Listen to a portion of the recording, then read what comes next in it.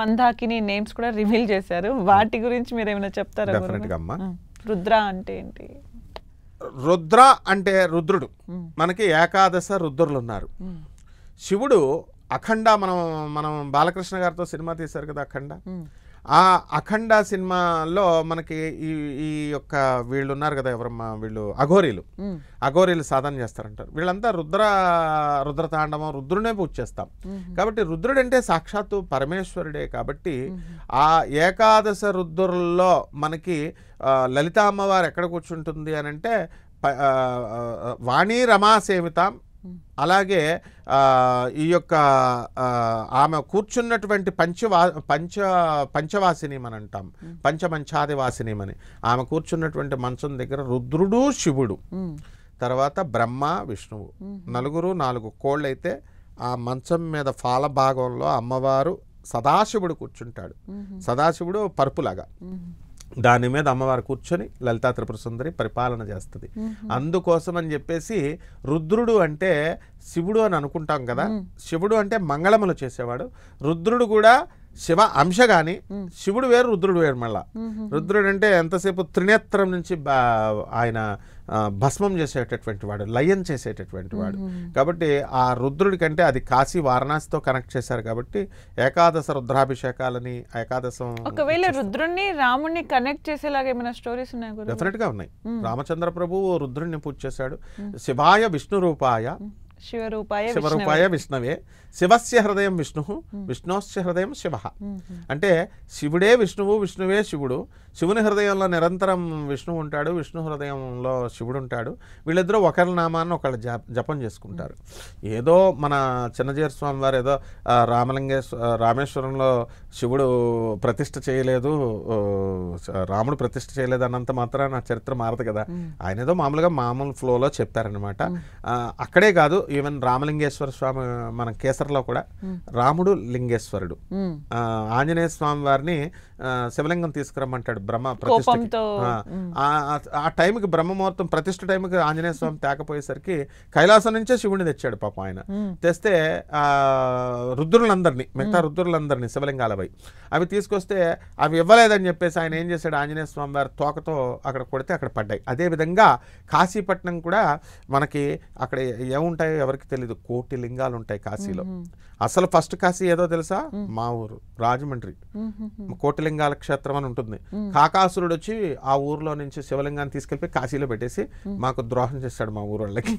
అంటే రుద్రుడు అని ఎందుకు కనెక్ట్ చేశాడంటే అమ్మ, ఆయన 1 కోటి లింగాలు అక్కడ ఉంటాయి కాశీలో. అందువలన రుద్రులంతా అక్కడే ఉన్నారు అనే ఉద్దేశం. సాక్షాత్తు పరమేశ్వరుడు ప్రతిష్ఠించినటువంటి రామలింగేశ్వర స్వామి సౌత్లోనే కాదు, ఈవెన్ కాశీ కూడా వెళ్ళాడు రామచంద్ర ప్రభు. అలాగే బెజవాడ కనకదుర్గమ్మ దేవస్థానాన్ని కూడా బెజవాడ కనకదుర్గమ్మ దర్శనం చేసుకున్నాడు.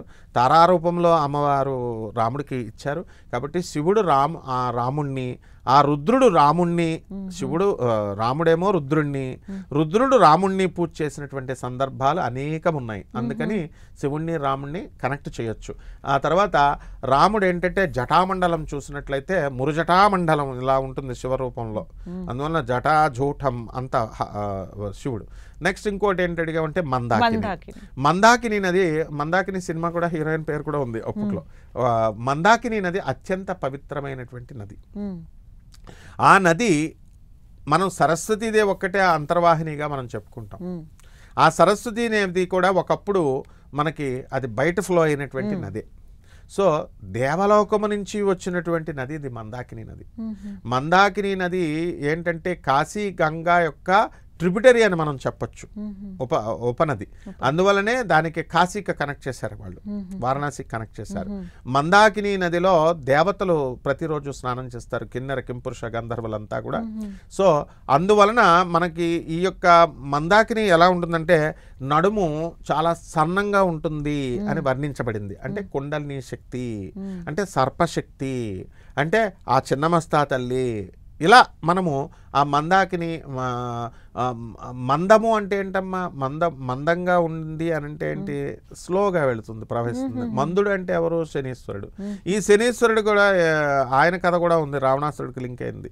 ఎక్కడ, ఇదే మణికర్ణిక కాబట్టి ఇదే వారణాసిలో ఈ సినిమా కూడా వస్తుంది, రాజమౌళి గారు పెట్టింది. అందులో కూడా శనీశ్వరుడి కథనం కూడా ఉంటుంది. ఎలా అంటే రావణ బ్రహ్మ ఎంత గొప్ప, పులస్త్య బ్రహ్మ మనవడు కాబట్టి సాక్షాత్ ఆయన కూడా బ్రహ్మే, బ్రహ్మ మనవడు బ్రహ్మే, వేద పండితుడు, చతుర్వేదాలు చదివినటువంటి వాడు, మహాశక్తి సంపన్నుడు, అన్నీ ఓకే. మరి అటువంటి ఆయన జ్యోతిష పండితుడు కూడా. ఆయన మొత్తం గ్రహాలన్నీ గిరులు గీసి ఏ ఏ గ్రహాలలో, ఏ ఏ రాసుల్లో ఏ ఏ గ్రహాలు ఉండాలో అవన్నీ అక్కడ నుంచోబెట్టాడు. అలా నుంచోబెట్టడం వల్ల మనకి ఏమిటంటే ఈ యొక్క ఇంద్రజిత్తు పుట్టినటువంటి ఇంద్రజిత్తుకి దీర్ఘాయం ఉంటుందో అలా నుంచోబెట్టాడు. అయితే లాస్ట్లో ఏం చేశాడు, ఇటువంటి దుర్మార్గుడు పుట్టకూడదని చెప్పి, దీర్ఘాయుష్తో ఉండకూడదని శనీశ్వరుడు పక్క గడిలోకి వచ్చేసాడు, మందాకిని ఈమె మండోదరి డెలివరీ అయ్యే టైంలో. సో అక్కడ ఆ శనీశ్వరుడు అప్పుడు కోపంతో కాళ్ళు విరగ్గొట్టాడు. ఎవరిది, శనీశ్వరుడిది. అందుకే మందుడు అంటారు. అందువలన మందాకిని నది కూడా మనకి శనీశ్వరుడు యొక్క అంశ అనమాట. ఎవరైతే మందాకిని నదిలో మనం స్నానం చేస్తామో ఈ కాళ్ళ రోగాలు ఉన్నటువంటి వాళ్ళు, మోకాళ్ళ నొప్పులు, ఆర్థోఎరిథ్రైటిస్, ఇటువంటి వ్యాధులన్నీ తొలగిపోతాయి, పుణ్యం వస్తుంది. ఇవన్నీ కలిపి అది ట్రిబ్యూటరీ కాబట్టి అలాగా డిజైన్ చేశారన్నమాట.